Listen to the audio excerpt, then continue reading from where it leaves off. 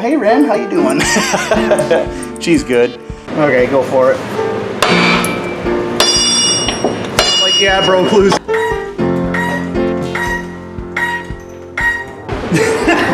That's why I started smiling so much.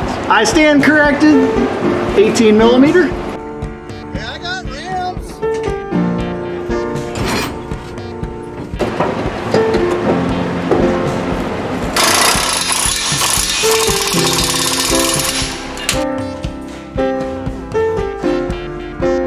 How's it going, rednecks? I'm here at my buddy's house in his pole barn, and we're getting ready to do the torsion bars on my disaster transport Silver Lake truck. And the reason that it's in here is because the weather outside is pretty hot and it has a possibility of raining. Plus, it's pretty nice in here. So on the floor, you can see I have some Avalanche torsion bars as well as Suburban ones. So what I'm going to do is when I get the torsion bars out of the Tahoe, we're going to lay all three of them next to each other and I'm going to show you the differences. But before we get started with that project, I want to kind of go over what I did with the rear suspension because I didn't have any of that on video and I think it's kind of interesting. So what do you say we get back there and we'll take a look at that? Alright, as you can see in the back of the vehicle, I have a bar that goes across, kind of like the same concept in the front. And the reason for that is I installed dual shocks and I wanted the weight transfer to kind of go across to help support it. And if you take a look on this outside here, I used the original shock brackets from the truck. I had to grind them off the frame. And then I got another set, welded them together, welded them onto this piece of angle iron, and then bolted that to the frame. So on top of having the dual rear shocks, I also upgraded my springs. I used to have Z71s, and I found out if you buy a Hummer H2, they're actually airbag rear suspension, and there's a company that makes airbag delete kits, which is just a coil spring, is a heavier rate coil spring, and on top of that, it's a dual rate coil spring. So you have the soft ride, and once that collapses, you get into a stiffer ride. So ramping this thing has been awesome. So all in all, with the rear suspension all done up, what I'm noticing now is the front is too soft. When I hit a bump, it kind of pulls the front end down. So I need to upgrade them front torsion bars. And I've gone over torsion keys, but I've never done torsion bars. And it's kind of the same thing, but I figured I'd show it. So what do you say we get this thing lifted up, properly supported, and we start removing them.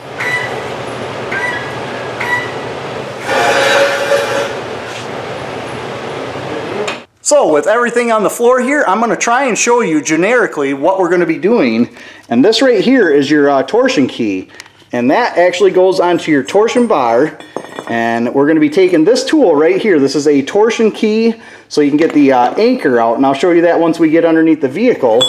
That is actually going to line up with a nub in the torsion key right there.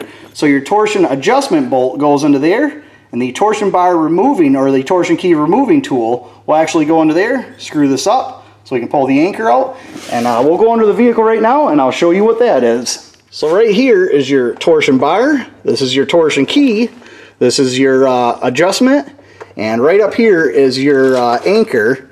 And what we're going to have to do is we're going to have to relieve the tension off of the torsion bar. So we're going to back this screw out, put that tool in, and then we're going to be able to lift this and pull it out, which will free up your key. And then we're going to remove the key and this cross member, and then we got to try and get the torsion bar out of the upper control arm. So what do you say we get to removing all of this back here, and then I'll come back and I'll show you how we're going to deal with that.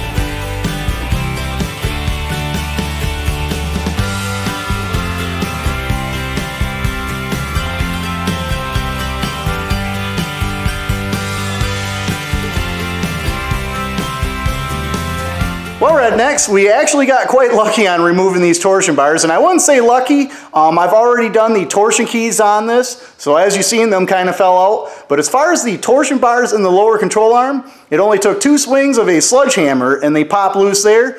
It might take more for you. As far as the torsion keys, we always find an air hammer works best, but like I said, mine have already been replaced, so they slipped right out. And right here are the 3 different sets of torsion bars that are 52 inches long. So let me get set up down there and we'll go over some of the information on these that I have on hand. All right, Rednecks, on the floor here, these are the Avalanche bars, these are the Suburbans, and these are the Tahoes. And you're not going to be able to see it on camera, and that's kind of why I want to go over some of the information on these bars. And if you take a look at these ones right here, these are your Tahoe bars. And they are 1.1715 inches in diameter right here. And they have a torque rating of 4,553 pounds. Now, I'm not sure how important that is, but moving on to the Suburban ones, these are 1.205 inches in diameter with a torque rating of 4,626 pounds. So they are 73 pounds heavier than the stock Tahoe ones. Now moving on to the Avalanche ones, these ones are 1.23 inches thick in diameter and have a torque rating of 5,638 pounds. And going from the Tahoe ones right here to the Avalanche ones is 1,085 torque as far as the rating goes. So I'm not sure how much of a difference this is going to make.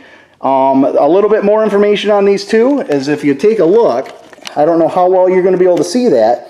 There is a right and a left torsion bar, and there is an arrow on them. And what you want to do is you want to have the arrow on the back of the truck. So the arrow will be on that side, not in your lower control arm, and it will be on the side that is marked on the torsion bar itself. So the R will go on the right, the L will go on the left. All right, now with them all spread out, I want to go over where you can find each one of these torsion bars. Now, this is going to sound weird, but the stock Tahoe ones here that came out of a disaster transport can be found on rear-wheel drive Suburbans as well, and the rear-wheel drive Tahoes and four-wheel drive Tahoes. Now, if we move over to these are Suburban torsion bars, and they can be found on four-wheel drive Suburbans or Z71 Tahoes.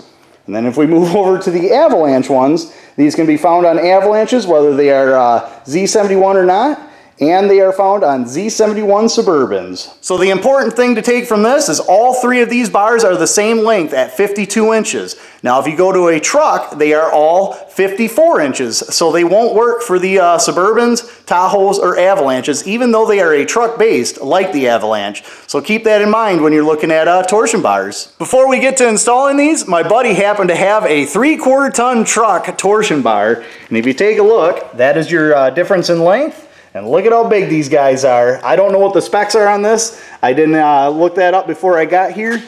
But without further ado, what do you say we get these things sorted out? I need to figure out which one's right, which one's left, and which way to put them. And we get them installed on disaster transport.